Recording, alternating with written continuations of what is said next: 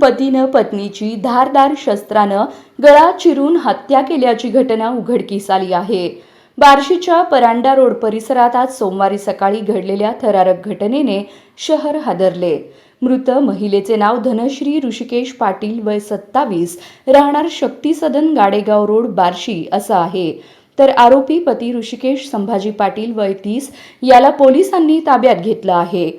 मिळालेल्या माहितीनुसार सकाळी सुमारे 10 वाजण्याच्या दरम्यान धनश्री पाटील या MH13 FA 4016 क्रमांकाच्या TVS ज्युपिटर स्कूटीवरून परांडा रोडवरील प्रवीण लॉज समोरून जात होत्या. यावेळी आरोपी पतीने त्यांच्यावर धारदार शस्त्राने हल्ला करत गळा चिरून हत्या केली. घटनेनंतर परिसरात मोठी खळबळ उडाली असून नागरिकांमध्ये भीतीचं वातावरण निर्माण झालं आहे. घटनेची माहिती मिळताच बार्शी तालुका पोलीस घटनास्थळी दाखल झाले. फॉरेन्सिक टीमकडून तपास सुरू असून पोलीस अधिक तपास करत आहेत.